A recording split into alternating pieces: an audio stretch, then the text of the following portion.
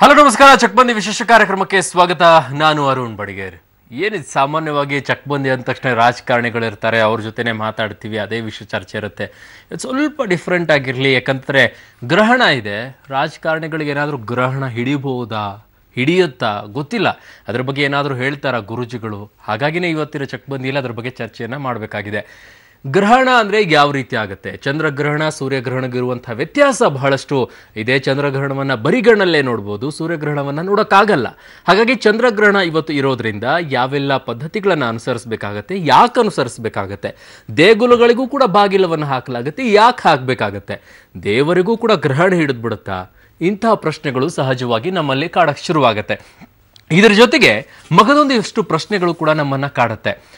ಯಾವೆಲ್ಲ ರಾಶಿಗಳಿಗೆ ಏನಾದರೂ ಕೆಟ್ಟದಾಗಿ ಪರಿಣಾಮವನ್ನು ಬರುತ್ತಾ, ಅಥವಾ ಒಂದಿಷ್ಟು ರಾಶಿಗಳಿಗೆ ಒಳ್ಳೇದಾಗ್ಬಿಡುತ್ತಾ? ಕೆಟ್ಟದಿದೆ ಅಂದರೆ ಒಳ್ಳೇದು ಇರುತ್ತೆ ಅಲ್ವಾ? ಹಾಗೆ ಏನಾದರೂ ಇದೆಯಾ ಅನ್ನೋ ಪ್ರಶ್ನೆಗಳು ನಮ್ಮನ್ನಿದೆ. ಹಾಗಾಗಿ ಅದೆಲ್ಲದರ ಬಗ್ಗೆ ಕೂಡ ಚರ್ಚೆಯನ್ನು ಮಾಡೋಣ. ಜೊತೆಗೆ ವೃತ್ತಿಯಲ್ಲೂ ಕೂಡ ಯಾವೆಲ್ಲ ವೃತ್ತಿಗಳಿಗೆ ಇದು ಒಳ್ಳೆಯದನ್ನು ಮಾಡ್ತಾ ಹೋಗುತ್ತೆ, ರಾಜಕೀಯ ವೃತ್ತಿಗಳಿಗೆ ಒಳ್ಳೆಯದನ್ನು ಮಾಡುತ್ತಾ, ಅಥವಾ ಬೇರೆ ಬೇರೆ ವೃತ್ತಿಯಲ್ಲಿ ಇಂಜಿನಿಯರ್ಸ್ಗಳಿದ್ದಾರೆ, ಡಾಕ್ಟರ್ಸ್ಗಳಿದ್ದಾರೆ, ಮಾಧ್ಯಮದವರಿದ್ದೀವಿ, ನಮಗೇನಾದರೂ ಒಳ್ಳೆಯದಾಗುತ್ತಾ? ಇವೆಲ್ಲವೂ ಕೂಡ ಚರ್ಚೆ ಮಾಡಬೇಕು. ನನ್ನ ಜೊತೆಗೆ ಗುರೂಜಿಗಳು ಕೂಡ ಇರ್ತಾರೆ. ಬಟ್ ನಾನು ಗುರೂಜಿ ಜೊತೆಗೆ ಮಾತಾಡ್ತೀನಿ, ಅವರನ್ನು ಕೂಡ ಸ್ವಾಗತವನ್ನು ಮಾಡ್ತೀನಿ. ಆದರೆ ಅದಕ್ಕೂ ಮೊದಲು ಇವತ್ತಿನ ಗ್ರಹಣದ ಒಂದಿಷ್ಟು ವಿಶೇಷತೆಗಳೇನು, ಯಾಕೆ ಈ ಗ್ರಹಣ ಆಗ್ತಾ ಇದೆ, ಏನು ಕತೆ, ಅದೆಲ್ಲದಕ್ಕೂ ಸಂಬಂಧಪಟ್ಟಂತೆ ಒಂದಿಷ್ಟು ಡೀಟೇಲ್ಸ್ ಇದೆ. ಆ ಡೀಟೇಲ್ಸನ್ನು ನೋಡ್ಕೊಂಡು ಬನ್ನಿ. ಅದಾದ ನಂತರ ಚರ್ಚೆಯನ್ನು ಮಾಡ್ತೀನಿ.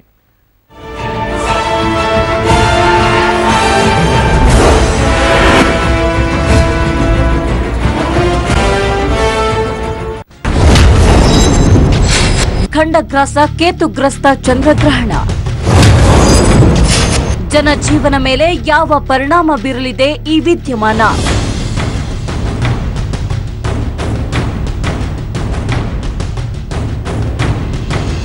ಖಂಡಗ್ರಾಸ ಕೇತುಗ್ರಸ್ತ ಚಂದ್ರಗ್ರಹಣ ಅಂದ್ರೆ ಸಾಕಷ್ಟು ಜನರಲ್ಲಿ ಏನೋ ಒಂಥರದ ಭಯ. ಇಡೀ ಗ್ರಹ ಮಂಡಲದಲ್ಲಿ ರಾಹು ಮತ್ತು ಕೇತು ಗ್ರಹಗಳನ್ನ ಪೀಡಿತ ಗ್ರಹಗಳೆಂದೇ ಕರೆಯಲಾಗುತ್ತೆ. ಅಂತಹ ಪೀಡಿತ ಕೇತು ಗ್ರಹ ಚಂದ್ರನನ್ನ ಆವರಿಸ್ತಾ ಇರೋದ್ರಿಂದ ಯಾವ ಪರಿಣಾಮ ಬೀರುತ್ತೆ ಅನ್ನೋ ಆತಂಕ ಸಾಮಾನ್ಯವಾಗಿ ಜನರಲ್ಲಿ ಮೂಡುತ್ತೆ.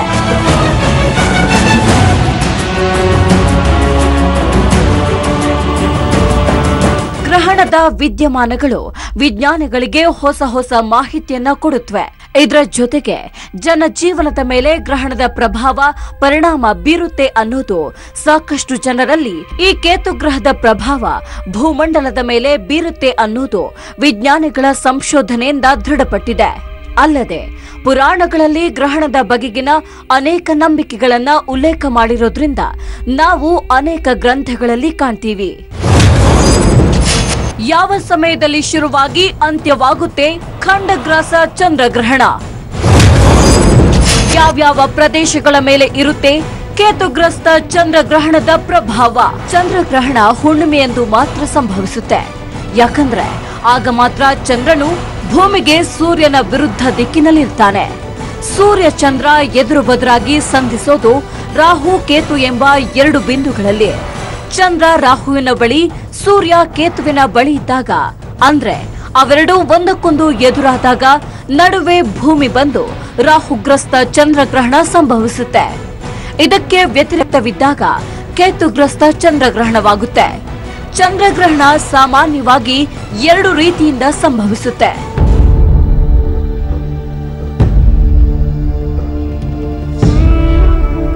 ಗ್ರಹಣ ಅಂತ ಹೇಳಿದ್ರೆ ತುಂಬಾ ಸಿಂಪಲ್ ಆಗಿ ಹೇಳ್ಬೇಕಂತ ಹೇಳಿದ್ರೆ ಅದು ಒಂದು ಬೆಳಕು ನೆರಳಿನ ಆಟ ಅಷ್ಟೇನೆ. ಈಗ ನಾವು ಯಾರಿಗೋ ಒಬ್ರು ಗಡ್ಡ ನಿಂತ್ಕೊಂಡಾಗ ನಮ್ಮ ನೆರಳು ಅವ್ರ ಮೇಲೆ ಬೀಳೋ ಹಾಗೆ ಚಂದ್ರ ಭೂಮಿಯ ನೆರಳಿನಲ್ಲಿ ಬಂದಾಗ ಚಂದ್ರಗ್ರಹಣ ಅಂತ ಹೇಳ್ತೀವಿ. ಗರಿಷ್ಠ ಅಂತಂದ್ರೆ 11:50 ಆಮೇಲೆ 12:48 ಗ್ರಹಣ ಬಿಡುತ್ತೆ. ಇದು ಒಂದು ಪಾರ್ಶ್ವಗ್ರಹಣ. ನಾವು ಚಂದ್ರನನ್ನು ನೋಡಿದ್ರೆ ಚಂದ್ರನ ಕೆಳಗಿನ ಪೋರ್ಷನ್ ಅಲ್ಲಿ ಸ್ವಲ್ಪ ಜಾಗದಲ್ಲಿ ಭೂಮಿಯ ನೆರಳು ಬಿದ್ದಿರೋದು ಗೋಚರ ಆಗುತ್ತೆ ನಮಗೆ. ಪೂರ್ಣ ಹಾಗೂ ಪಾರ್ಶ್ವ ಚಂದ್ರಗ್ರಹಣ. ಪೂರ್ಣ ಚಂದ್ರಗ್ರಹಣವು ಸುಮಾರು 2 ಗಂಟೆಗಳವರೆಗೆ ನಡೆಯಬಹುದು. ಚಂದ್ರಗ್ರಹಣ ವರ್ಷದಲ್ಲಿ 3 ಸಲ ಸಂಭವಿಸಬಹುದು. ಈ ಗ್ರಹಣವನ್ನ ಖಂಡಗ್ರಾಸ ಕೇತುಗ್ರಸ್ತ ಚಂದ್ರಗ್ರಹಣ ಅಂತ ಕರೆಯಲಾಗುತ್ತೆ. ಖಂಡಗ್ರಾಸ ಗ್ರಹಣ ತುಂಬಾನೇ ಪ್ರಭಾವಶಾಲಿ ಗ್ರಹಣ ಅಂತಾನೆ ಹೇಳಲಾಗುತ್ತೆ. ಈ ಗ್ರಹಣ ಸಂಭವಿಸಿದ ಸಮಯದಲ್ಲಿ ಯಾವುದೇ ಕೆಲಸ ಮಾಡಲು ಸೂಕ್ತವಲ್ಲ ಅಂತ ಹೇಳಲಾಗುತ್ತೆ. ಖಂಡಗ್ರಾಸ ಚಂದ್ರಗ್ರಹಣದ ಸಮಯ ರಾತ್ರಿ 10:53 ಗ್ರಹಣ ಸ್ಪರ್ಶಕಾಲ. 11:50 ಚಂದ್ರಗ್ರಹಣದ ಮಧ್ಯಕಾಲ. 12:48 ಗ್ರಹಣ ಮೋಕ್ಷಕಾಲ. ಏನು ವೈಜ್ಞಾನಿಕವಾಗಿ ಈ ಗ್ರಹಣ ಭೂಮಂಡಲದ ಮೇಲೆ ಪರಿಣಾಮ ಬೀರುವಂತಹ ಗ್ರಹಣ ಅಂತ ಹೇಳಲಾಗುತ್ತೆ. ಹಾಗಾದ್ರೆ ಕೇತುಗ್ರಸ್ತ ಚಂದ್ರಗ್ರಹಣ ಎಲ್ಲೆಲ್ಲಿ ಕಾಣಿಸುತ್ತೆ ಮತ್ತು ಯಾವ್ಯಾವ ಪ್ರದೇಶಗಳಲ್ಲಿ ತನ್ನ ಪ್ರಭಾವವನ್ನ ಬೀರುತ್ತೆ ಅನ್ನೋದನ್ನ ನೋಡೋದಾದ್ರೆ, ಭಾರತದಲ್ಲಿ ಎಲ್ಲೆಲ್ಲಿ ಚಂದ್ರಗ್ರಹಣದ ಗೋಚರತೆ ಮತ್ತು ಪ್ರಭಾವ, ಅನ್ಯ ರಾಷ್ಟ್ರಗಳ ಮೇಲೂ ಬೀರಲಿದೆ ಖಂಡಗ್ರಾಸ ಗ್ರಹಣದ ಪ್ರಭಾವ. ಭಾರತ ಬಿಟ್ಟು ಅನ್ಯ ರಾಷ್ಟ್ರಗಳ ಮೇಲೂ ಈ ಚಂದ್ರಗ್ರಹಣದ ಪ್ರಭಾವ ಬೀರಲಿದೆಯಂತೆ. ಯುರೋಪ್ ಹಾಗೂ ಆಫ್ರಿಕಾ ಖಂಡ, ರಷ್ಯಾದ ದಕ್ಷಿಣ ಪ್ರದೇಶ, ಆಸ್ಟ್ರೇಲಿಯಾ, ನ್ಯೂಜಿಲೆಂಡ್ ಹಾಗೂ ಪೆಸಿಫಿಕ್ ಮಹಾಸಾಗರಗಳಲ್ಲಿ ಖಂಡಗ್ರಾಸ ಚಂದ್ರಗ್ರಹಣ ಪ್ರಭಾವ ದಟ್ಟವಾಗಿರುತ್ತೆ.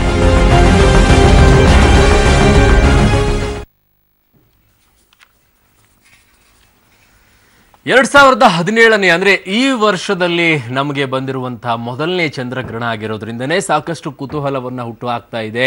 ಗ್ರಹಗತಿಗಳು ಏನಾದ್ರೂ ಬದಲಾಗ್ಬಿಡುತ್ತಾ ಅನ್ನೋ ಒಂದಿಷ್ಟು ಪ್ರಶ್ನೆಗಳು ನಮ್ಮನ್ನ ಕಾಡುತ್ತೆ. ಜೊತೆಗೆ ರಾಜಕೀಯದಲ್ಲಿ ಈಗಾಗಲೇ ಮೇಲು ಕೀಳು ಆಟಗಳು ಆಗ್ತಾ ಇದೆ. ಅದರ ಮಧ್ಯದಲ್ಲಿ ಈ ಗ್ರಹಣ ಬಂದಿರೋದ್ರಿಂದ ಏನಾದರೂ ರಾಜಕೀಯದಲ್ಲೂ ಕೂಡ ಏರುಪೇರಾಗ್ಬಿಡುತ್ತಾ ಅನ್ನೋ ಅನುಮಾನಗಳೇ ಇರೋದು ಹೆಚ್ಚಾಗಿದೆ.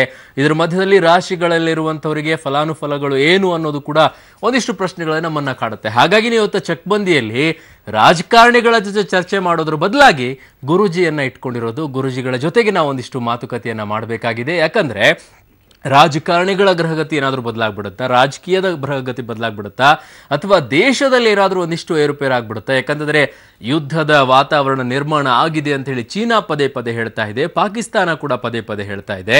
ಇದರ ಮಧ್ಯದಲ್ಲಿ ಯುದ್ಧ ನಡೆದು ಬಿಡುತ್ತಾ ಅನ್ನೋ ಒಂದಿಷ್ಟು ಅನುಮಾನಗಳು ಈಡಾಗ್ತಾ ಇದೆ. ಇನ್ನೊಂದು ಕಡೆ ಮಳೆ ಆಗಿಲ್ಲ, ಹಾಗಾಗಿ ಮಳೆಯ ಹೆಚ್ಚಾಗ್ಬಿಡುತ್ತಾ, ಮಳೆ ಏನಾದರೂ ಕಡಿಮೆ ಆಗುತ್ತಾ?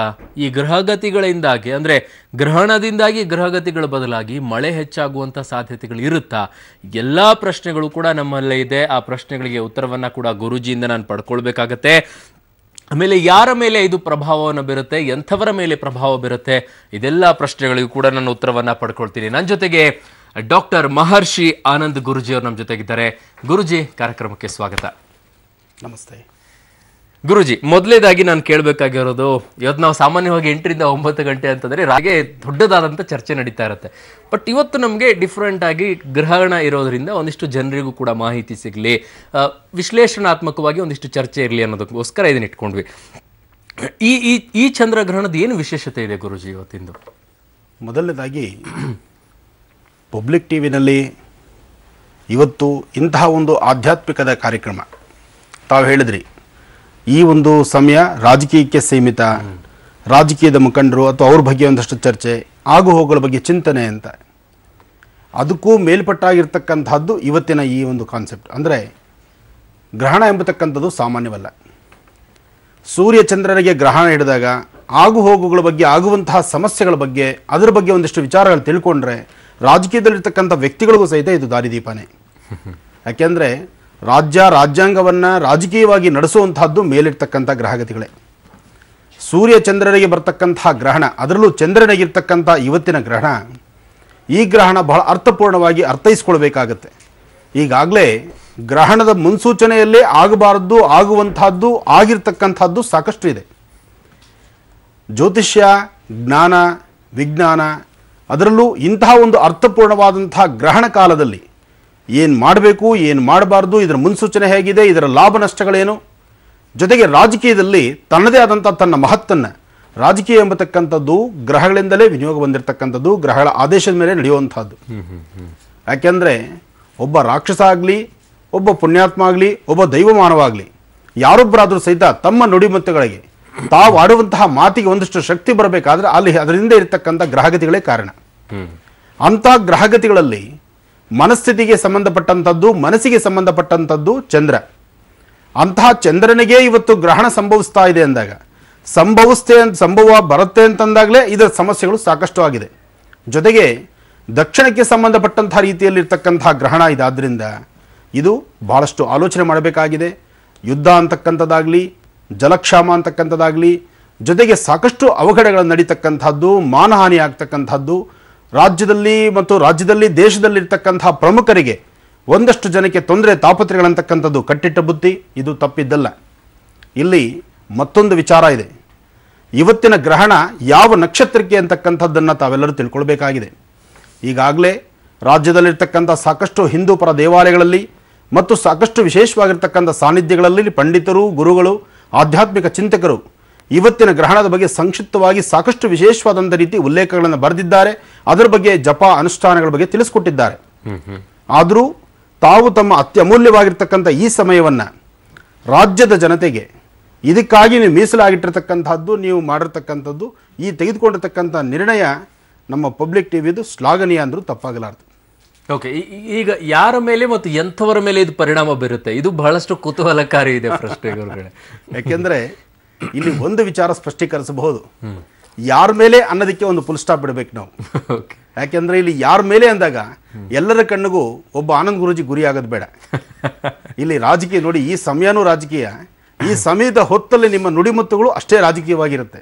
ಅದಕ್ಕೆ ಇಲ್ಲಿ ನಮ್ಮ ಆಸ್ಥಾನದಲ್ಲಿ ಕೂತು ನಾವು ಹೇಳಬೇಕಾದ್ದು ಒಬ್ಬ ಜನಸಾಮಾನ್ಯರಿಂದ ಹಿಡಿದು ರೈತ ಬಾಂಧವರ ತನಕ, ವೀರ ಯೋಧರ ತನಕ ಅದಷ್ಟೇ ನನ್ನ ಮಾತಾಗಿರುತ್ತೆ. ಎಂಥವರ ಮೇಲೆ ಆದ್ರೂ ಓಕೆ, ಯಾರು ಬೇಡ, ಎಂಥವರ ಮೇಲೆ ಆಗುತ್ತೆ. ಇದು ಈ ಮಾತಿಗೆ ಅರ್ಥ ಇದೆ. ಇಲ್ಲಿ ಎಂಥವರ ಮೇಲೆ ಅನ್ನಕ್ಕಿಂತ ಮುಂಚಿತವಾಗಿ ಪ್ರಾರಂಭದ ನುಡಿಗಳಿದೆ. ಅಂದ್ರೆ ಇವತ್ತು ಗ್ರಹಣ ಇದೆ, ಗ್ರಹಣ ಎಷ್ಟೊತ್ತಿಗಿದೆ, ಗ್ರಹಣ ಯಾವ ಭಾಗದಲ್ಲಿದೆ, ಯಾವ ಪ್ರಕಾರವಾಗಿದೆ, ಭಾರತ ದೇಶದಲ್ಲಿ ಗ್ರಹಣ ಕಾಣಿಸೋದ್ರಿಂದ ನಾವು ಆಚರಣೆ ಮಾಡಬೇಕಾಗಿರ್ತಕ್ಕಂಥದ್ದನ್ನು ಬಹಳ ಅರ್ಥೈಸಿಕೊಂಡು ಆಚರಿಸಬೇಕು.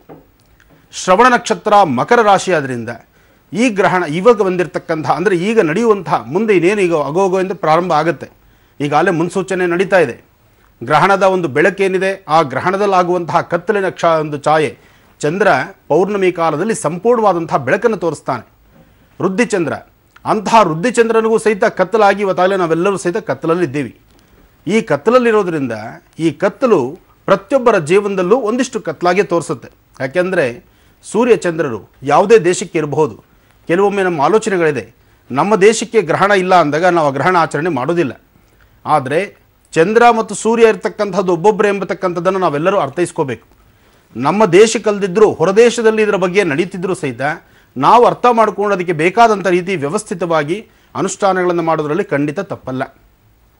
ಹಾಗೆ ತಮ್ಮ ಪ್ರಶ್ನೆಯಲ್ಲಿ ಒಂದು ಮಾತು ಹೇಳಿದ್ರಿ, ಯಾರ್ಯಾರಿಗಾಗಬಹುದು ಇದರ ಎಫೆಕ್ಟು ಅಂತ. ಒಂದು ಉನ್ನತ ಸ್ಥಿತಿಯಲ್ಲಿರ್ತಕ್ಕಂಥವ್ರು ಅಂದರೆ ಭಗವಂತ ಕೊಟ್ಟಂಥ ಆಸ್ಥಾನದಲ್ಲಿರ್ತಕ್ಕಂಥವ್ರು ಅಂದರೆ ತಪ್ಪಾಗಲಾರದು. ಯಾಕೆಂದರೆ ಇಲ್ಲಿ ಹೆಸರುಗಳನ್ನು ನಾವು ಸೂಚನೆ ಮಾಡೋದಕ್ಕಿಂತ ಭಗವಂತ ಒಂದೊಂದು ಆಸ್ಥಾನಕ್ಕೆ ಒಬ್ಬೊಬ್ಬರನ್ನ ಕೂಡಿಸಿಟ್ಟಿರ್ತಾನೆ. ನಾವು ಅಂದುಕೊಳ್ಬಹುದು, ಅಥವಾ ಆ ವ್ಯಕ್ತಿಗಳ ಮನಸ್ಸಲ್ಲಿ ಇರಬಹುದು, ನನ್ನ ಶ್ರಮದ ಫಲ ನಾನು ಇವತ್ತು ಈ ಆಸ್ಥಾನದಲ್ಲಿದ್ದೀನಿ ಅಂತ.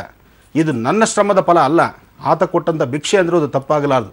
ಯಾಕೆಂದರೆ ನೀವೆಲ್ಲರೂ ಸಹಿತ ನಂಬಿರ್ತಕ್ಕಂಥದ್ದು ಯೂನಿವರ್ಸಲ್ಲೂ ಒಂದು ಅಗೋಚರವಾಗಿರ್ತಕ್ಕಂಥ ಶಕ್ತಿ ಇದೆ ಅಂತಕ್ಕಂಥದ್ದನ್ನು, ಆ ಶಕ್ತಿ ನಮಗೆ ಕೊಟ್ಟಿರ್ತಕ್ಕಂಥ ಆಸ್ಥಾನವನ್ನು ನಾವು ಸಮಂಜಸವಾಗಿ, ನ್ಯಾಯಬದ್ಧವಾಗಿ, ಧರ್ಮ ಮಾರ್ಗದಲ್ಲಿ ನಡೆದರೆ ಮಾತ್ರ ನಮ್ಮ ಹಾಕುವಂಥ ಹೆಜ್ಜೆಗೆ ಇನ್ನೂ 4 ದಿವಸದ ಆಯುಷ್ ಇರುತ್ತೆ, ಯಶಸ್ಸಿರುತ್ತೆ, ಅದಕ್ಕೆ ಒಂದು ವಿಶೇಷವಾದಂಥ ಫಲ ಸಿಗುತ್ತೆ. ನಾನು ನಂದು ಎಂಬತಕ್ಕಂಥದ್ದನ್ನೇ ಸಾಕಷ್ಟು ಮುಂದುವರೆಸಿದ್ರೆ, ಎಲ್ಲವನ್ನು ಮೀರಿ ನಡೆದ್ರೆ, ಧರ್ಮಕ್ಕೆ ವಿರೋಧವಾಗೋದ್ರೆ, ಧರ್ಮ ರಕ್ಷಣೆ ಇಲ್ಲದಂಥ ಕಾಲ ಆದರೆ ವ್ಯಕ್ತಿಗೆ ಇವತ್ತು 4 ದಿವಸದ ಬದುಕು ಚೆನ್ನಾಗಿರ್ಬೋದು, ಮುಂದೆ ಕಾಲಕ್ಕೆ ಸಿಗುವಂತಹ ಮುಳ್ಳು ತಲೆ ಕೂದಲ ತನಕ ಜುಮ್ಮನ್ನತ್ತೆ. ಅದು ತಪ್ಪಿದ್ದಲ್ಲ. ಬಹುಶಃ ಗ್ರಹಣಗಳಾಗಲಿ, ಪರ್ವಕಾಲಗಳಾಗಲಿ, ಸಂಕ್ರಮಣಗಳಾಗಲಿ ಇಂಥದ್ದು ಬರ್ತಕ್ಕಂಥದ್ದು ಮಾನವನಿಗೆ ಎಚ್ಚರಿಕೆ ಕೊಡಲಿಕ್ಕೋಸ್ಕರನೇ.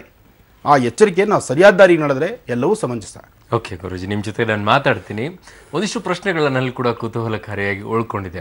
ಯಾಕಂದರೆ ಬಹಳಷ್ಟು ಜನ ನಂಬ್ಕೊಂಡಿರುವಂಥದ್ದು ಆಯಾ ರಾಶಿಗಳ ಮೇಲೆ ಏನೆಲ್ಲ ಪರಿಣಾಮಗಳು ಬಿದ್ದುಬಿಡುತ್ತೆ. ಒಂದಿಷ್ಟು ರಾಶಿಗಳ ಮೇಲೆ ಕೆಟ್ಟ ಪರಿಣಾಮ ಬೀರುತ್ತೆ ಅಂತ ಹೇಳ್ತಾ ಇದ್ದಾರೆ, ಒಂದಿಷ್ಟು ರಾಶಿಗಳ ಮೇಲೆ ಒಳ್ಳೆಯ ಪರಿಣಾಮ ಬೀರುತ್ತೆ ಅಂತ ಹೇಳ್ತಾ ಇದ್ದಾರೆ. ಯಾವ ರೀತಿ ಒಳ್ಳೆಯದಾಗತ್ತೆ, ಯಾವ ರೀತಿ ಕೆಟ್ಟದಾಗತ್ತೆ? ಇದ್ರ ಮಧ್ಯದಲ್ಲಿ ನಮ್ಮನ್ನೆಲ್ಲ ಕಾಪಾಡುವಂಥ ದೇವರನ್ನ ದೇವಸ್ಥಾನದಲ್ಲಿ ಇಟ್ಟಿರುವಂಥವರೇ ನಾವು. ಆ ದೇವಸ್ಥಾನಕ್ಕೂ ಕೂಡ ಬೀಗ ಹಾಕಿಬಿಡೋದು ಯಾಕೆ? ದೇವರಿಗೂ ಕೂಡ ಏನಾದರೂ ಗ್ರಹಣ ಹಿಡಿದು ಬಿಡುತ್ತಾ ಅನ್ನೋ ಪ್ರಶ್ನೆ ಬರುತ್ತೆ. ಸೊ ಹಾಗಾಗಿ ಗುರುಗಳಿಂದ ಅದರಿಂದ ಮಾಹಿತಿಯನ್ನು ಪಡ್ಕೊಳ್ತಾರೆ. ಮಹರ್ಷಿ ಆನಂದ್ ಗುರುಜಿ ಜೊತೆಗೆ ನಾನು ಮಾತಾಡ್ತಾ ಇದ್ದೆ. ಗುರುಜಿ, ನಾನು ಈ ರಾಶಿ ಫಲಗಳ ಮೇಲೆ ನಾನು ಹೋಗೋ ಮುಂಚೆ ಒಂದು ಪ್ರಶ್ನೆ ನನ್ನನ್ನು ಸದಾ ಕಾಡ್ತಾ ಇದೆ. ಬೆಳಗ್ಗೆಯಿಂದಲೂ ಕೂಡ ನಿನ್ನೆಯಿಂದಲೂ ಆ ಪ್ರಶ್ನೆ ನನ್ನಲ್ಲಿ ಇರೋದು, ದೇವಸ್ಥಾನಗಳಿಗೆ ಬೀಗ ಹಾಕ್ಬಿಡ್ತೀವಿ ಇಷ್ಟೊತ್ತಿಗೆ ಅಂತ ಹೇಳಿ, ದೇವರಿಗೂ ಕೂಡ ಗ್ರಹಣ ಹಿಡಿಯುತ್ತಾ ಅನ್ನೋ ಪ್ರಶ್ನೆ ನಂದು. ಬಹಳ ಒಳ್ಳೆಯ ಪ್ರಶ್ನೆ. ಯಾಕೆಂದರೆ ಇಂತಹ ಪ್ರಶ್ನೆಗಳು ಇವತ್ತಿನ ಪ್ರಜೆಗಳಿಗೆ ಬೇಕು. ಸಣ್ಣ ಮಕ್ಕಳಿಂದ ಹಿಡಿದು ವಯೋವೃದ್ಧರ ತನಕ ಒಂದಷ್ಟು ವಿಚಾರಗಳನ್ನು ಸ್ಪಷ್ಟೀಕರಿಸಿಕೊಂಡು ತಿಳ್ಕೊಳ್ಬೇಕಾದಂಥದ್ದು ತಪ್ಪಿಲ್ಲ. ದೇವಾನುದೇವತೆಗಳಿಗೂ ಸಮಸ್ಯೆಗಳು ತಪ್ಪಿದ್ದಲ್ಲ.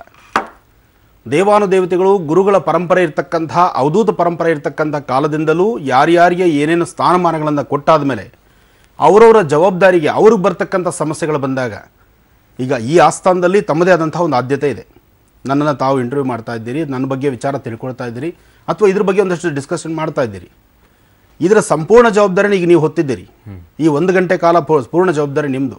ಹಾಗಿದ್ದ ಮೇಲೆ ನೀವು ಆ ಕ್ಷಣಕ್ಕೆ ತಗೊಳ್ಳೋ ತೀರ್ಮಾನ, ನೀವು ನನ್ನ ಮೇಲೆ ತೋರಿಸುವಂತಹ ಒಂದು ಪರಿವರ್ತನೆ, ಅಥವಾ ನೀವು ಕೇಳುವಂತಹ ಕ್ವಶನ್ಸು ಸ್ಟ್ರಾಂಗ್ ಆಗಿದ್ದಾಗ ನಾನು ಅದಕ್ಕೆ ಸಮಂಜಸವಾಗಿ ಉತ್ತರ ಕೊಟ್ಟರೆ ಗೆಲ್ಲಬಹುದು, ಅಥವಾ ನಾನು ನಿಮ್ಮ ಮುಂದೆ ಸೋತು ಬಿಟ್ರೆ ಇಡೀ ರಾಜ್ಯದ ಮುಂದೆ ಸೋತಂಗಾಗತ್ತೆ. ಇಲ್ಲಿ ನೀವೇ ಪ್ರಧಾನ. ಹಾಗೆ ನಿಮಗೆ ಸಮಸ್ಯೆ ಬಂದಾಗ ನಾನು ಹೇಗೆ ಕೂತ್ಕೊಂಡು ಏನು ಮಾಡಲಿಕ್ಕಾಗತ್ತೆ? ನಿಮಗೆ ಆಸ್ಥಾನ ಕೊಟ್ಟಿದ್ದಾರೆ, ಈ ಸಮಯ ನಿಮ್ಮದೇ. ಈ ಸಮಯದಲ್ಲಿ ನೀವು ಗೆಲ್ಲಬೇಕು. ನೀವು ಗೆಲ್ಲಬೇಕಂದ್ರೆ ನಿಮಗೆ ಸೂಕ್ತವಾದ ಆನ್ಸರ್ ನಾನು ಕೊಡಬೇಕು.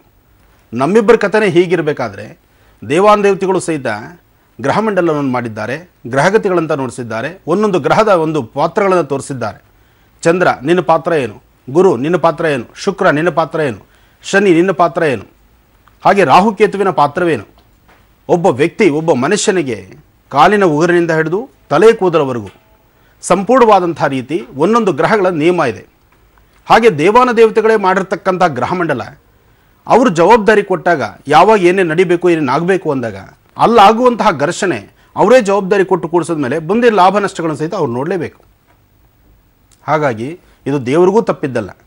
ಸೊ ಅದಕ್ಕೋಸ್ಕರನೇ ಗರ್ಭಗುಡಿನ ಕ್ಲೋಸ್ ಮಾಡ್ತಕ್ಕಂಥದ್ದು. ಗರ್ಭಗುಡಿ ಕದವನ್ನು ಹಾಕಿ ಮುಂದಿನ ಅನುಷ್ಠಾನಗಳನ್ನಾಗಿ ಶುದ್ಧ ಪುಣ್ಯಾರ್ಜನೆ ಮತ್ತು ಆ ಒಂದು ಅನುಷ್ಠಾನಗಳನ್ನೆಲ್ಲ ಮಾಡಿದಾದ ನಂತರ ಪುನಃ ದರ್ಶನಕ್ಕೆ ದಾರಿ ಮಾಡಿಕೊಡ್ತಾರೆ. ಓಕೆ, ಅದನ್ನ ಅದ್ರ ಬಗ್ಗೆ ಡಿಬೇಟ್ ಮಾಡ್ತಾ ಹೋದ್ರೆ ತುಂಬಾ ದೊಡ್ಡದಾಗಿ ವಿಶ್ಲೇಷಣೆ ಆಗುತ್ತೆ. ದೇವರು ಸರ್ವಾನುಯಾಮಿ, ಎಲ್ಲ ಕಡೆ ಇರ್ತಾರೆ, ಮತ್ತೆ ಗರ್ಭಗುಡಿ ಅನ್ನೋ ಪ್ರಶ್ನೆಗಳು ಬರುತ್ತೆ. ಅದೆಲ್ಲ ಬೇಡ ಗುರುಗಳೇ. ನಾನು ಕೇಳೋದು, ಈಗ ರಾಶಿ ತುಂಬಾ ಜನಕ್ಕೆ ಕುತೂಹಲ ಇರೋದಂದ್ರೆ ರಾಶಿಗಳ ಮೇಲೆ ಏನೆಲ್ಲ ಪ್ರಭಾವ ಬೀರುತ್ತೆ ಅಂತ ಹೇಳಿ. ಸೊ ಯಾವ ರಾಶಿ ಮೇಲೆ ಒಳ್ಳೆ ಪ್ರಭಾವವನ್ನು ಬೀರುವಂಥದ್ದು ಮೊದಲೇ ಹೇಳಿ, ಒಳ್ಳೇದನ್ನ ಮೊದಲು ತಿಳ್ಕೊಂಡು ಬಿಡೋಣ. ಇಲ್ಲಿ ಒಳ್ಳೆಯದು ಕೆಟ್ಟದ್ದು ಒಂದು ನಾಣ್ಯದ 2 ಮುಖಗಳು. ಒಳ್ಳೆಯದು ಸಾಧ್ಯವಾದಷ್ಟು ನಗನಗ್ತಾ ಹೋದಾಗ ಎಲ್ಲವೂ ಒಳ್ಳೆಯದೇನೆ. ಯಾರಿಗೂ ಭಯ ಇಡಿಸುವಂಥದ್ದಿಲ್ಲ, ಯಾರೂ ಭಯಪಡಬೇಕಾದ್ದೇ ಇಲ್ಲ. ಸಾಧ್ಯವಾದಷ್ಟು ನಾವಿರಬೇಕಾದಂಥ ರೀತಿ ನೀತಿಗಳಲ್ಲಿ ನಾವಿದ್ದರೆ ಭಗವಂತ ನಮಗೆ ಯಾವ ತೊಂದರೆ ಮಾಡಲ್ಲ ಅಂತಕ್ಕಂಥದ್ದು ಒಂದು ನಂಬಿಕೆ. ಎರಡನೇದು, ಗ್ರಹಗತಿಗಳು ಕೆಟ್ಟಾಗ ಒಬ್ಬ ರಾಜ ಸಹಿತ ತಿರುಕನಾಗಬಲ್ಲ, ಅದು ಎಲ್ಲರಿಗೂ ತಿಳಿದಿರ್ತಕ್ಕಂಥ ವಿಚಾರ.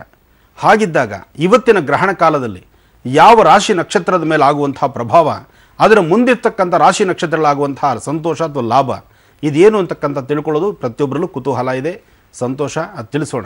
ಆದರೆ ಅದಕ್ಕೂ ಮುನ್ನ ಗ್ರಹಣ ಎಂಬತಕ್ಕಂಥದ್ದು ಗ್ರಹಣ ಕಾಲ, ಸ್ಪರ್ಶಕಾಲ, ಮೋಕ್ಷಕಾಲ ಮತ್ತು ಮಧ್ಯಕಾಲ ಅಂತಕ್ಕಂಥದ್ದು ಏನಿದೆ ಅದನ್ನೊಂದಿಷ್ಟು ತಿಳ್ಕೊಳ್ಳೋಣ ಇವತ್ತು. ಯಾಕೆಂದ್ರೆ ಈ ವಿಚಾರ ತಿಳ್ಕೊಳ್ಳಬೇಕಾದಂಥದ್ದು. ಮೊದಲನೇದಾಗಿ ಗ್ರಹಣ ಇರ್ತಕ್ಕಂಥದ್ದು ಶ್ರೀ ವಿಳಂಬಿರಾಮ ಸಂವತ್ಸರ ಈ ಒಂದು 7ನೇ ತಾರೀಕು, ಅಂದರೆ ಇವತ್ತು 7/8/2017 ಸೋಮವಾರ, ಶ್ರವಣ ನಕ್ಷತ್ರ. ಇವತ್ತು ಶ್ರವಣ ನಕ್ಷತ್ರವಾದ್ದರಿಂದ ಶ್ರವಣ ನಕ್ಷತ್ರ ಶುಕ್ಲ ಪಕ್ಷ ಹುಣ್ಣಿಮೆಯಲ್ಲಿ ನಾವಿದ್ದೇವೆ.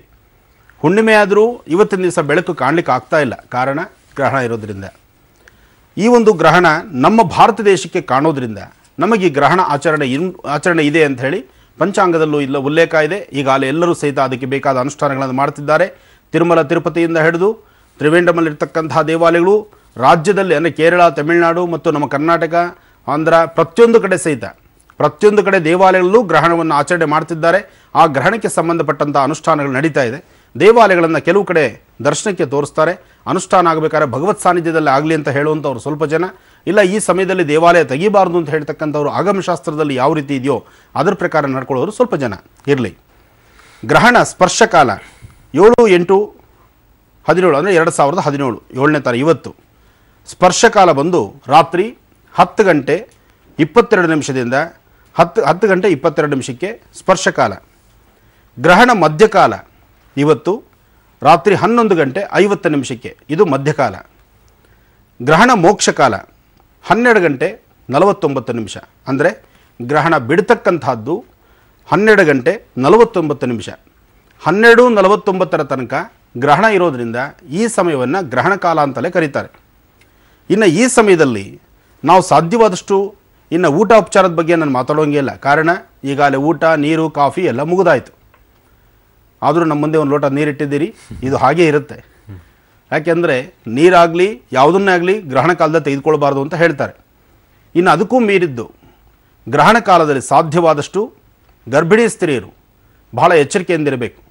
ಗರ್ಭಿಣಿ ಸ್ತ್ರೀಯರು ಈ ಸಮಯದಲ್ಲಿ ಅಂದರೆ ಸಾಧ್ಯವಾದಷ್ಟು ಮಧ್ಯಾಹ್ನ 3 ಗಂಟೆ 30 ನಿಮಿಷದಿಂದ ಆಚೆಗೇ ಆ ಬೆಳಕಿನ ಕಿರಣಗಳು ನಿಮ್ಮ ಮೇಲೆ ಬೀಳಬಾರ್ದು ಅಂತ ಹಿರಿಯರು ಹೇಳಿರ್ತಾರೆ. ಅದೇ ಪ್ರಕಾರ ತಾವು ನಡ್ಕೊಳ್ಬೇಕು. ಅಷ್ಟಕ್ಕೂ ಮಿತಿಮೀರಿ ನಾವೇನಾದರೂ ನಮ್ಮ ಹೊಟ್ಟೆಪಾಡಿಗಾಗಿ ನಾವು ಉದ್ಯೋಗಕ್ಕೆ ಹೊರಡ್ತಿದ್ದೀವಿ, ಕೆಲಸಕ್ಕೆ ಹೊರಡ್ತಿದ್ದೀವಿ ಅಂತ ಹೇಳಿ ಆದಷ್ಟು ಬೇಗ ನೀವು ಹೊರಗಡೆ ಇದ್ದರೂ ಸಹಿತ ಬೇಗ ನಿಮ್ಮ ಮನೆಗಳಿಗೆ ಸೇರಿಕೊಂಡು ಸಾಧ್ಯವಾದಷ್ಟು ಗ್ರಹಣ ಕಾಲದಲ್ಲಿ ಏನಿರಬಹುದು ಕುತೂಹಲ ಅಂತ ಆಚೆ ಬಂದು ನೋಡ್ದಿರ ನೀವು 4 ಗೋಡೆ ಮಧ್ಯದಲ್ಲಿರ್ತಕ್ಕಂಥದ್ದು ಬಹಳಷ್ಟು ಸೂಕ್ತ. ಹಿರಿಯರ ಮಾರ್ಗದರ್ಶನ ನಿಮ್ಮ ಒಳಿತಿಗೋಸ್ಕರ ಇದನ್ನು ಅರ್ಥ ಮಾಡ್ಕೊಳ್ಳಿ. ಗರ್ಭಿಣಿ ಸ್ತ್ರೀಯರು ಯಾವುದೇ ಕಾರಣಕ್ಕೂ ಗ್ರಹಣ ಕಾಲದಲ್ಲಿ ಆಚೆ ಬರಬೇಡಿ. ಒಂದು. ಎರಡನೇದು, ಇನ್ನು ತರ್ಪಣ ವಿಚಾರ ಅಂದರೆ ತರ್ಪಣ ಅಂದರೆ ನಮ್ಮನ್ನು ಅಗಲಿರ್ತಕ್ಕಂಥವ್ರಿಗೆ, ತಂದೆ ತಾಯಿ ಇಲ್ಲದಿರತಕ್ಕಂಥವ್ರು ಚೆನ್ನಾಗಿ ಅರ್ಥ ಮಾಡ್ಕೊಳ್ಳಿ. ತಂದೆ ತಾಯಿ ಇಲ್ಲದಿರತಕ್ಕಂಥವ್ರು ಅಂತಹವರು ಈ ದಿನ ಗ್ರಹಣದ ಮಧ್ಯಕಾಲ ಅಂದರೆ 11 ಗಂಟೆ 50 ನಿಮಿಷಕ್ಕೆ ತರ್ಪಣವನ್ನು ಕೊಡ್ತಕ್ಕಂಥದ್ದು ಕ್ರಮ. ಈ ಸಮಯದಲ್ಲಿ ತರ್ಪಣ ಕೊಡೋದ್ರಿಂದ ಅದು ಶ್ರೇಯಸ್ಸಾಗತ್ತೆ, ಅದು ಒಳ್ಳೆಯದಾಗತ್ತೆ. ಇನ್ನು ಶ್ರಾದ್ದ ಕರ್ಮಗಳನ್ನು ಮಾಡ್ತಕ್ಕಂಥವ್ರು ಇವತ್ತು ನೀವು ಮಾಡಲಿಕ್ಕೆ ಬರೋದಿಲ್ಲ, ಅದನ್ನು ನಾಳೆಗಾಗಿದೆ ನಾಳೆ ಮಾಡ್ಕೊಳ್ಬಹುದು, ಇರಲಿ. ಇನ್ನು ಶಾಂತಿ ವಿಚಾರಕ್ಕೆ ಬಂದರೆ ಇವತ್ತಿನ ಗ್ರಹಣ ಫಲ ಹೀಗಿರೋದ್ರಿಂದ ಶ್ರವಣ ನಕ್ಷತ್ರ ಮಕರ ರಾಶಿಯೇ ಪ್ರಮುಖವಾದ್ದರಿಂದ, ಜೊತೆಗೆ ಮಕರ ಕುಂಭಕ್ಕೆ ಶನಿ ಅಧಿಪತಿ ಆದ್ದರಿಂದ, ಶನಿಯ ಸ್ವಕ್ಷೇತ್ರವೇ ಮಕರ ಕುಂಭ ಆದ್ದರಿಂದ ಇಲ್ಲಿ ಮಕರ, ಕುಂಭ, ಮಿಥುನ ಮತ್ತು ಮೀನ, ಇಲ್ಲಿ ಮಿಥುನಗೂ ಸ್ವಲ್ಪ ಮಟ್ಟಿಗೆ ಸಮಸ್ಯೆ ಇದ್ರೂ ಮೀನರಾಶಿಯವರು ಹಾಗೆ ತುಲಾರಾಶಿಯವರು ಅಂತಹ ಭಯಪಡಬೇಕಾದ್ದಿಲ್ಲ. ವೃಶ್ಚಿಕ ರಾಶಿಯವರು ಸಹಿತ ಅಧೈರ್ಯ ಪಡಬೇಕಾದ್ದಿಲ್ಲ. ಧನುರ್, ಮಕರ, ಕುಂಭ ಈ 3 ರಾಶಿಗಳವರು ಮಾತ್ರ ಸ್ವಲ್ಪ ಆಲೋಚಿಸಬೇಕು. ಇದಕ್ಕೆ ಬೇಕಾದಂಥ ರೀತಿ ಒಂದಿಷ್ಟು ಅನುಷ್ಠಾನ ಬೇಕು. ಅದರಲ್ಲಿ ಪ್ರಬಲವಾಗಿ ಪ್ರಮುಖವಾಗಿ ನೀವು ನೋಡಬೇಕಾಗಿರ್ತಕ್ಕಂಥದ್ದು ಮಕರ, ಕುಂಭ. ಅದರಲ್ಲೂ ನಾವು ಫಿಲ್ಟರ್ ಮಾಡಿ ಒಂದಷ್ಟು ವಿಶೇಷತೆಗಳನ್ನು ಎಲ್ಲಿದೆಯೋ ಅಷ್ಟೇ ನಾವು ನೋಡ್ತೀವಿ ಅಂತಂದರೆ ಅದು ಮಕರ ರಾಶಿ ಮಾತ್ರ. ಯಾಕೆಂದರೆ ಇಲ್ಲಿ ಒಬ್ಬೊಬ್ಬರು ಹೇಳುವಾಗ ಒಂದೊಂದು ಮಾರ್ಗಗಳನ್ನು ಹೇಳ್ತಾ ಹೋಗ್ತಾರೆ. ಒಂದು ರಾಶಿನ ನಾವು ನೋಡಿದ್ರೆ ಚಂದ್ರ ಇವತ್ತು ಯಾವ ರಾಶಿ ಮೇಲಿದ್ದಾನೆ ಅಲ್ಲಿಗೆ ನಮಗೆ ಇವತ್ತಿನ ಗ್ರಹಣ ಆಗುವಂಥದ್ದಾದ್ದರಿಂದ ಮಕರ ರಾಶಿ ಅಂತಂದು ಮಕರ ರಾಶಿ ಮೇಲೆ ನಾವು ನೋಡ್ತಾ ಇದ್ದೀವಿ. ಆದರೆ ಮಕರ ರಾಶಿಗೆ ಮಾತ್ರ ಸಮಸ್ಯೆ ಇದೆ ಅಂತಲೇ ಹೇಳ್ಬೋದೇ ವಿನಃ ಅಕ್ಕಪಕ್ಕದಲ್ಲಿರ್ತಕ್ಕಂಥ ರಾಶಿಗಳಿಗೆ ಸಂಪೂರ್ಣವಾದ ಸಮಸ್ಯೆ ಅಲ್ಲ.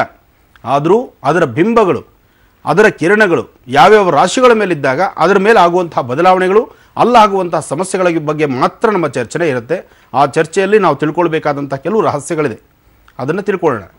ಹಾಗೆ ಇವತ್ತಿನ ಗ್ರಹಣ ಕಾಲದಲ್ಲಿ ಯಾರೊಬ್ಬರಾದರೂ ಸಹಿತ ನೀವು ನಿಮ್ಮ ಮನೆಗಳಲ್ಲಿ ಸಣ್ಣ ಮಕ್ಕಳಿಂದ ಹಿಡಿದು ವಯಸ್ಸಾಗಿರ್ತಕ್ಕಂಥ ವೃದ್ಧರವರೆಗೂ ಯಾರೊಬ್ಬರು ಮಕರ ರಾಶಿಯಲ್ಲಿರ್ತಾರೆ, ಯಾರೊಬ್ಬರು ಕುಂಭ ರಾಶಿಯಲ್ಲಿರ್ತಾರೆ, ಅಥವಾ ಯಾರೊಬ್ಬರು ಧನುರ್ ರಾಶಿಯಲ್ಲಿರ್ತಾರೆ, ಇಂತಹ ರಾಶಿಗಳಲ್ಲಿರ್ತಕ್ಕಂಥವ್ರು ನೀವು ಮಾಡಬೇಕಾಗಿರ್ತಕ್ಕಂಥದ್ದು ಒಂದು ಶ್ವೇತ ವಸ್ತ್ರ ಅಂದರೆ ಬಿಳಿ ವಸ್ತ್ರದಲ್ಲಿ 3 ಅಥವಾ 4 ಹಿಡಿಯಷ್ಟು ಅಕ್ಕಿ ಅದರ ಮೇಲೆ ಒಂದು ದಕ್ಷಿಣೆ, 1 ಅಚ್ಚು ಬೆಲ್ಲ, ಅದನ್ನು ಸಪರೇಟಾಗಿ ಗಂಟು ಕಟ್ಟಿ.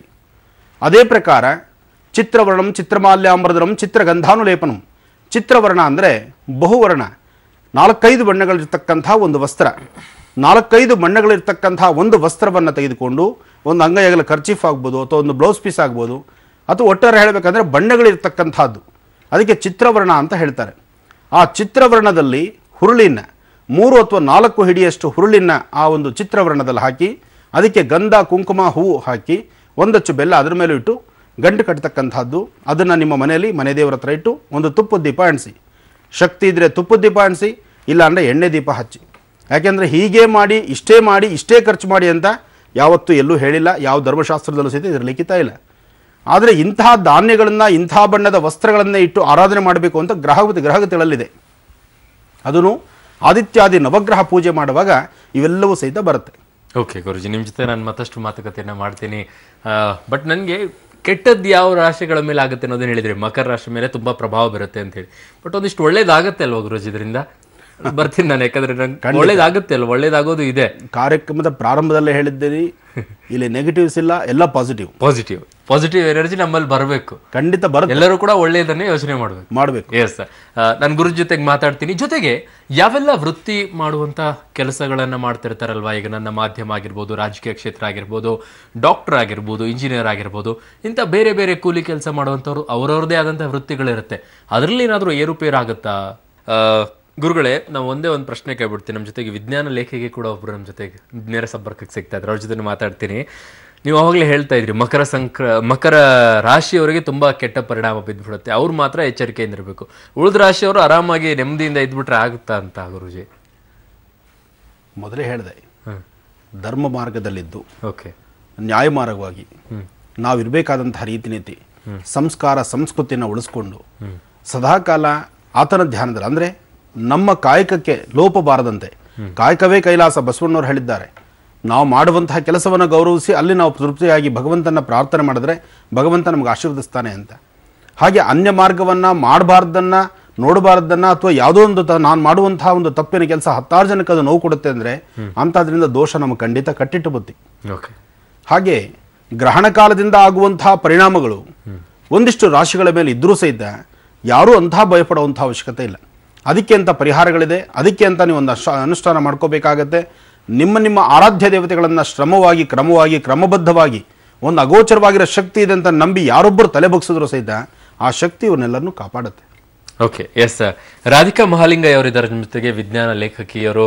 ತುಂಬಾ ವರ್ಷಗಳಿಂದಲೂ ಕೂಡ ವಿಜ್ಞಾನಕ್ಕೆ ಸಂಬಂಧಪಟ್ಟಂತೆ ಹಲವಾರು ಲೇಖನಗಳನ್ನ ಬರೆದಿರುವಂತವರು. ಮೇಡಮ್ ನಮಸ್ಕಾರ, ಕಾರ್ಯಕ್ರಮಕ್ಕೆ ಸ್ವಾಗತ. ಮೇಡಮ್, ಒಂದು ಪ್ರಶ್ನೆ ನನಗೆ ನಿಮ್ಮನ್ನ ಕೇಳಬೇಕು ನಾನು. ವಿಜ್ಞಾನ ಖಗೋಳಶಾಸ್ತ್ರದಲ್ಲಿ ಹೇಳುವ ಪ್ರಕಾರ ಈ ಗ್ರಹಣ ಆರಂಭವಾಗುವುದು 9:22, 9:15 ಅಂತ ಹೇಳ್ತಾರೆ, ಟೆಕ್ನಿಕಲಿ ಅಂತ ಹೇಳೋದಾದ್ರೆ. ಅದು ನಿಜಾನಾ ಮೇಡಮ್? ಹೌದು ಹೌದು, ಅದು ಪೆನ್ನಂಬ್ರಾ ರೀಜನ್ಗೆ ಮೂನ್ ಎಂಟರ್ ಆಗುತ್ತೆ 9:20 ಅಷ್ಟೊತ್ತಿಗೆ. ಅಂದ್ರೆ ಗ್ರಹಣ ನಮಗೆ ಕಾಣುವುದು ಅದು 10:50 ಟೈಮ್ ನಲ್ಲಿ ಕಾಣುತ್ತೆ ನಮ್ಗೆ. ನಮಗೆ ಕಾಣಿಸ್ಕೊಂಡಾಗ್ಲೇ ಗ್ರಹಣ ಆರಂಭ ಆಯ್ತು ಅಂತ ನಾವು ತಿಳ್ಕೊಳ್ಳೋದು ಇಲ್ಲ, ನಮಗೆ ಹಂಗ ಅನ್ಕೋತೀವಿ ನಾವು. ಬಟ್ ಅದು ಅದಕ್ಕೆ ಮುಂಚೆನೆ ಅದು ಪೆನಂಬ್ರಾ ರೀಜನ್ ಬಂದ್ಬಿಟ್ಟಿರುತ್ತೆ. ಬಟ್ ನೀವು ತುಂಬಾ ಲೇಖನಗಳನ್ನ ಬರ್ತಿದ್ದೀರಾ ಮೇಡಮ್.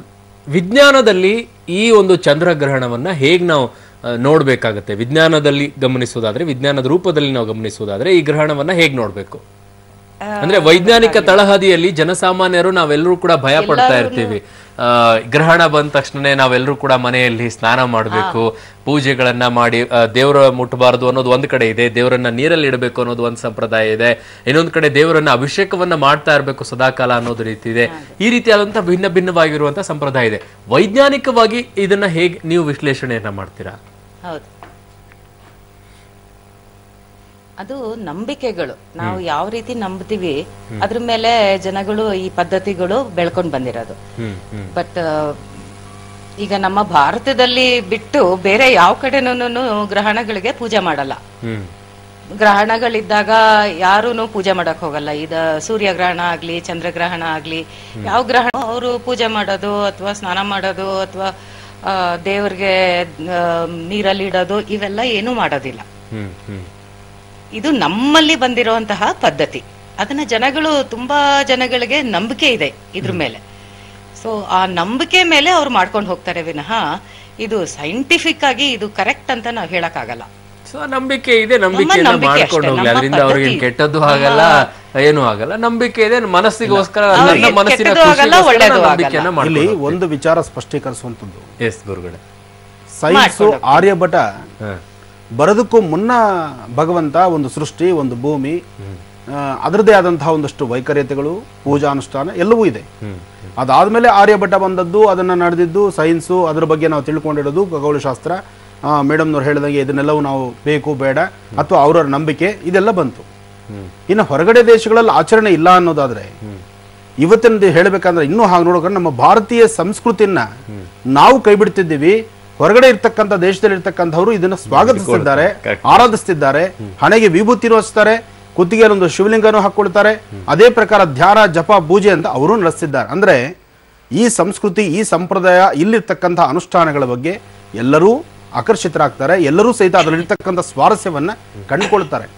ಆದ್ರೆ ಎಲ್ಲೋ ಒಂದಷ್ಟು ಜನ, ಬೆರಳಿಕೆಯಷ್ಟು ಜನ ನಮ್ಮಲ್ಲಿರ್ತಕ್ಕಂಥ ನಾವೇ ಮಸಿ ಬೆಳಿಲಿಕ್ಕೆ ನೋಡ್ತಾ ಇರ್ತೀವಿ. ಅದು ಸಹಜವೇ, ಏನು ಮಾಡ್ಲಿಕ್ಕಾಗಲ್ಲ. ಯಾಕೆಂದ್ರೆ ಒಳ್ಳೇದಿದ್ಮೇಲೆ ಕೆಟ್ಟದಿರ್ಬೇಕಲ್ಲ, ಅವಾಗಲೇ ಅದಕ್ಕೆ ಬೆಲೆ ಬರೋದು.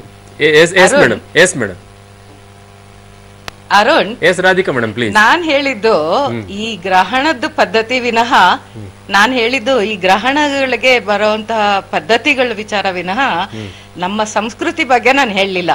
ನಮ್ಮ ಸಂಸ್ಕೃತಿ ಬಗ್ಗೆ ನಾನು ಇದ್ರೊಳಗೆ ಅದಕ್ಕೂ ಇದಕ್ಕೂ ಏನೂ ಸಂಬಂಧ ಇಲ್ಲ. ಗುರುಜಿ ಅವ್ರು ಹೇಳ್ದಂಗೆ ನಾವು ಯಾರು ನಮ್ಮ ಸಂಸ್ಕೃತಿನ ಬಿಟ್ಟು ಹೋಗ್ತಾ ಇಲ್ಲ. ಇಲ್ಲಮ್ಮ, ನಾನು ಹೇಳಿದ್ದು ಮಾತಾಡ್ತಿರೋದು ಪದ್ಧತಿ ಬಗ್ಗೆ. ಇಲ್ಲ, ಆ ಪದ್ಧತಿ ಸಂಸ್ಕೃತಿ ಬಗ್ಗೆ ಅಲ್ಲ. ನಮ್ಮ ಸಂಪ್ರದಾಯವನ್ನ ಬೇರೆಯವರು ಅಳವಡಿಸಿಕೊಳ್ತಾ ಇದ್ದಾರೆ ಅಷ್ಟೇ. ನಾನು ಅದರ ಬಗ್ಗೆ ಹೋಗ್ತಿದ್ದೇನೆ. ಮೇಡಮ್ ಹೇಳ್ತಾ ಇದ್ದಿದ್ದು ಗ್ರಹಣದ ವಿಚಾರದಲ್ಲಿ, ಗ್ರಹಣ ಇದ್ದಂತ ಸಂದರ್ಭದಲ್ಲಿ ಬೇರೆ ದೇಶಗಳಲ್ಲಿ, ವಿದೇಶಗಳಲ್ಲಿ ಯಾರು ಕೂಡ ದೇವರನ್ನ ಈ ರೀತಿಯಾಗಿ ಇಡಬೇಕು, ಆಮೇಲೆ ಆಹಾರವನ್ನ ಸೇವಿಸದೇ ಇರಬಾರ್ದು, ಅಥವಾ ಟೀ ಕಾಫಿ ನೀರು ಕುಡಿಬಾರ್ದು, ಈ ರೀತಿಯಾದಂತ ಪದ್ಧತಿಗಳನ್ನ ಬೇರೆ ದೇಶಗಳು ಮಾಡಲ್ಲ. ಗ್ರಹಣ ಮಾಡಲ್ಲ ಅಂತಿಲ್ಲ, ಮಾಡ್ತಾರೆ. ಆದ್ರೆ ನಾವು ಅವ್ರು ಸಂಪೂರ್ಣವಾಗಿ ನಾನು ಹೇಳಿದ್ದು ಮಾಡೋದಿಲ್ಲ. ಅವ್ರು ಯಾರು ಇಲ್ಲ ತಾಯಿ, ಮಾಡ್ತಾರೆ. ಮಾಡ್ದಿರ ಇಲ್ಲ ಅಂತ, ಮಾಡೋದಿಲ್ಲ ಅಂತಲ್ಲ, ಮಾಡೋರು ಇದ್ದಾರೆ. ಆದ್ರೆ ಅಲ್ಲಿ ಬೆರಳಿಕೆ ಅಷ್ಟು ಅಲ್ಲಿ ಕಡಿಮೆ ಇರಬಹುದು, ಇಲ್ಲಿ ಜಾಸ್ತಿ ಇರಬಹುದು. ಸಂಪೂರ್ಣವಾಗಿ ಇಲ್ಲ ಅನ್ನೋಂಗಿಲ್ಲ ನೋಡಿ ಅವರ ಪದ್ಧತಿಗಳು. That is not correct. ನಾನು ಬೇರೆ ದೇಶಗಳಲ್ಲಿ ಅವರ ಪದ್ಧತಿಗಳ ಬಗ್ಗೆ ಮಾತಾಡ್ತಾ ಇಲ್ಲ, ನಾನು ಗ್ರಹಣದ ಬಗ್ಗೆ ಮಾತ್ರ ಮಾತಾಡ್ತಾ ಇದ್ದೀನಿ. ಗ್ರಹಣದ ಆಚರಣೆನ ಕೆಲವೊಂದು ದೇಶಗಳಲ್ಲಿ ಆಚರಣೆ ಯಾವ ದೇಶದಲ್ಲೂ ಈ ತರ ಮಾಡಲ್ಲ. ಅಲ್ಲ, ಇದು ನಮ್ಗೆ ಅದು ವಾದ ಪ್ರತಿವಾದಗಳು. ನಾನು ಹಾಗೆ ಕೇಳ್ತಾ ಇದ್ದೆ ಅಷ್ಟೇ. ಮೇಡಮ್, ನಂಗೊಂದು ಕ್ಲಾರಿಫೈ ಮಾಡಿ, ಜನರಿಗೆ ಒಂದಿಷ್ಟು ಅವೇರ್ನೆಸ್ ಮೂಡಬೇಕಾಗತ್ತೆ. ನಂಬಿಕೆ ಇರುವಂತವ್ರು ನಂಬಿಕೆಯನ್ನ ಮಾಡ್ಕೊಂಡು ಅದಕ್ಕೆ ತಕ್ಕಂಗೆ ಪದ್ಧತಿಗಳನ್ನ ಅದನ್ನ ಅನುಸಾರವಾಗಿ ಮಾಡ್ಕೊಂಡು ಹೋಗ್ಲಿ, ಬೇಡ ಅಂತ ಹೇಳಲ್ಲ.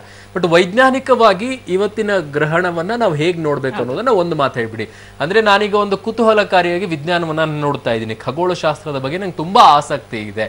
ಇವತ್ತು ನನ್ನ ದಿನ, ಅದನ್ನ ನೋಡ್ಬೇಕು, ಅದನ್ನ ಸ್ವೀಕಾರ ಮಾಡ್ಬೇಕು ಅಂದ್ರೆ ನಾನು ಏನ್ ಮಾಡ್ಬೇಕು? ಇವತ್ತು ಈಚೆಗಡೆ ಹೋಗಿ ಅದನ್ನ ಕಣ್ಣಿಂದಾನೇ ಡೈರೆಕ್ಟ್ ಆಗಿ ನೋಡ್ಬೋದು.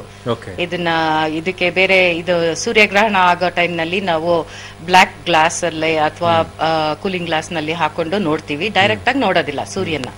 ಬಟ್ ಚಂದ್ರಗ್ರಹಣನ ನಾವು ಈಚೆಗಡೆ ಹೋಗಿ ನೋಡಬಹುದು.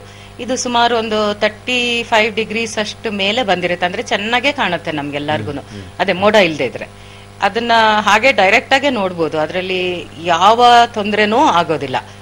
ಯಾಕೆಂದ್ರೆ ಚಂದ್ರ, ನಾನು ಮುಂಚೆನೆ ಹೇಳ್ದ ಹಾಗೆ. Okay, thank you madam.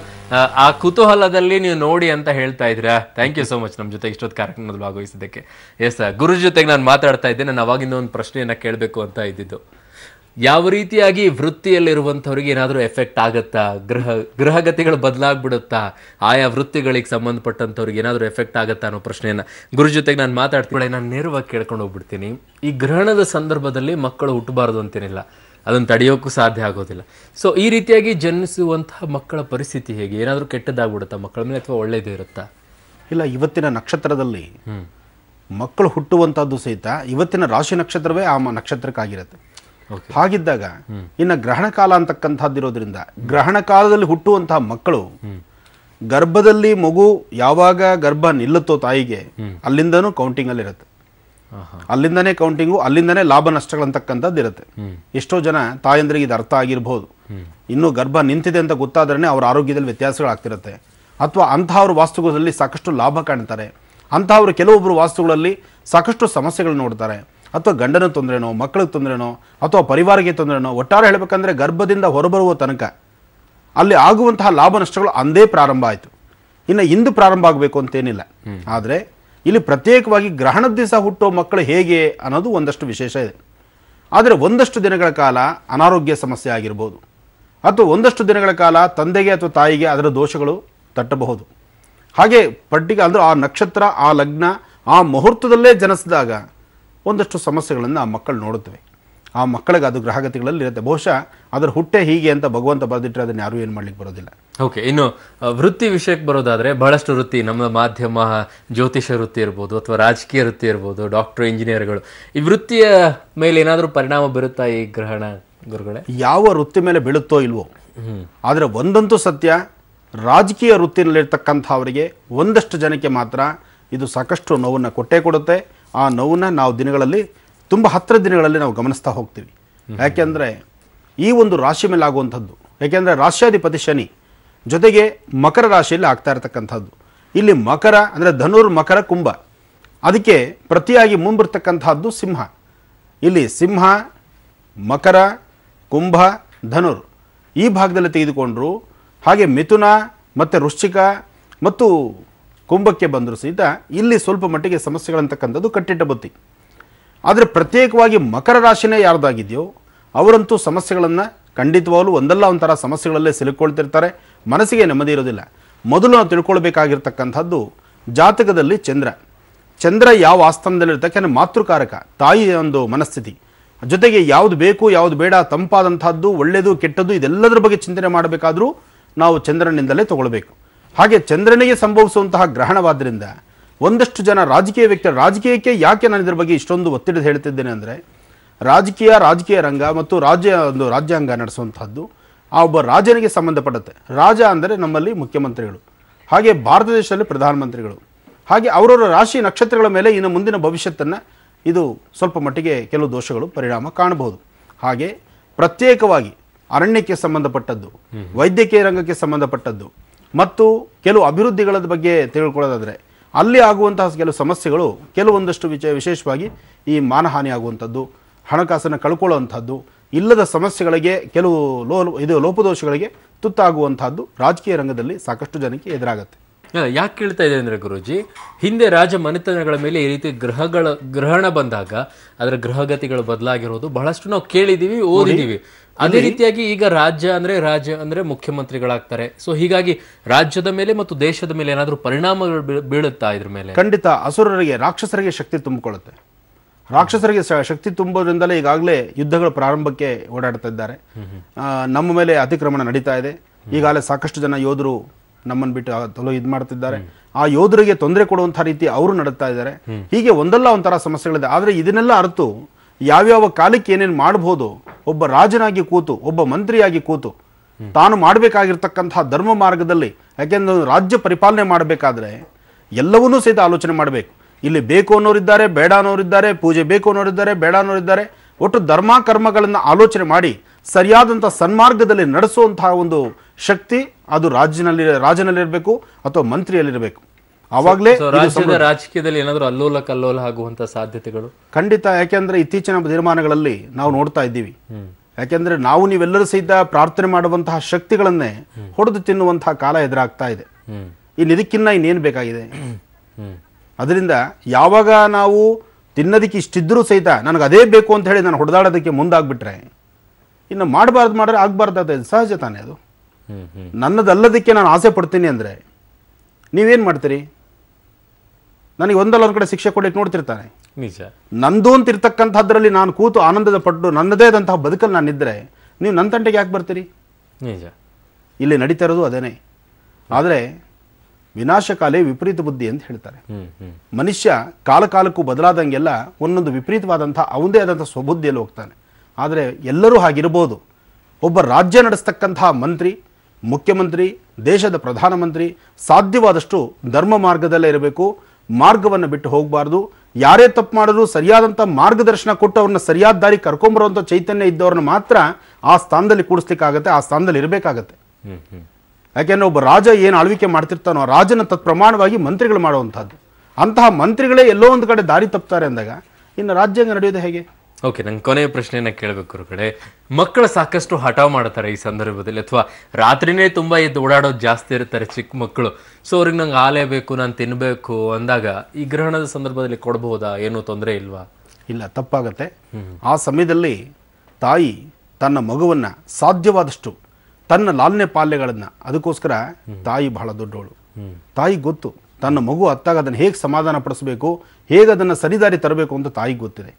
ಅದಕ್ಕೆ ಆ ತಾಯಿ ಇದ್ರ ಬಗ್ಗೆ ಆಲೋಚನೆ ಮಾಡಿ ತಾಯಿ ಅಂತ ಮನಸ್ಸಿರ್ತಕ್ಕಂಥ ಚಂದ್ರನಿಗೆ ಸಂಭವಿಸಿರ್ತಕ್ಕಂಥ ಈ ಗ್ರಹಣ ಕಾಲದಲ್ಲಿ ತನ್ನ ತಾಯಿ ತನ್ನ ಮಕ್ಕಳನ್ನು ಹೇಗೆ ಸಂರಕ್ಷಿಸಬೇಕು ಅಂತ ಖಂಡಿತ ತಿಳ್ಕೊಂಡಿರ್ತಾರೆ. ಈ ವಿಚಾರದಲ್ಲಿ ತಿನ್ನಬಹುದು ಅಂತ ಹೇಳುವಂತಹದ್ದು ಅಕ್ಷಮ್ಯ ಅಪರಾಧ. ತಿನ್ನಬಾರ್ದು, ತಿನ್ನಲಿಕ್ಕೂ ಕೊಡಬಾರ್ದು. ಓಕೆ ಗುರುಗಳೇ, ಧನ್ಯವಾದಗಳು. ಇಷ್ಟೊತ್ತು ನಮ್ಮ ಜೊತೆಗೆ ಜಾಯ್ನ್ ಆದ್ರಿ. ಬಹಳಷ್ಟು ಮಾಹಿತಿಗಳ ಬಗ್ಗೆ ಇದ್ರ ಬಗ್ಗೆ ತಿಳಿಸ್ಕೊಟ್ಟಿದ್ದೀರಾ. ರಾಜ್ಯದಲ್ಲಿ ರಾಜಕೀಯ ಗತಿ ಏನಾಗುತ್ತೋ ಅಂತ ನಾವು ಕೂಡ ಕಾದ್ ನೋಡೋಣ, ಯಾಕಂದ್ರೆ ಈ ಗ್ರಹಣದ ಪರಿಣಾಮ ಅದ್ರ ಮೇಲೆ ಹೇಗ್ ಬೀರುತ್ತೋ ಅಂತ ಹೇಳಿ. ಧನ್ಯವಾದಗಳು ಗುರುಗಳೇ. ಆದರೂ ಧರ್ಮ ಮಾರ್ಗದಲ್ಲಿದ್ದರೆ ಧರ್ಮೋ ರಕ್ಷಿತಿ ರಕ್ಷಿತ. ಯಾವತ್ತು ಧರ್ಮ ಮಾರ್ಗದಲ್ಲಿರ್ತಕ್ಕಂಥವ್ರನ್ನ ಅಧರ್ಮಕ್ಕೆ ಹೋಗಬಾರ್ದು. ಧರ್ಮ ನಮ್ಮನ್ನು ಕೈ ಹಿಡಿದು ನಡೆಸುತ್ತೆ. ಅದು ಇವತ್ತಿನ ದಿವಸ ಈ ಒಂದು ಒಳ್ಳೆ ಆಸ್ಥಾನದಲ್ಲಿ ತಾವು ನಮಗೆ ಕೊಟ್ಟಂತ ಈ ಅವಕಾಶನ ನಾನು ಸನ್ಮಾರ್ಗದಲ್ಲಿ ಎಲ್ಲರಿಗೂ ಸಹಿತ ಒಳ್ಳೇದಾಗಲಿ.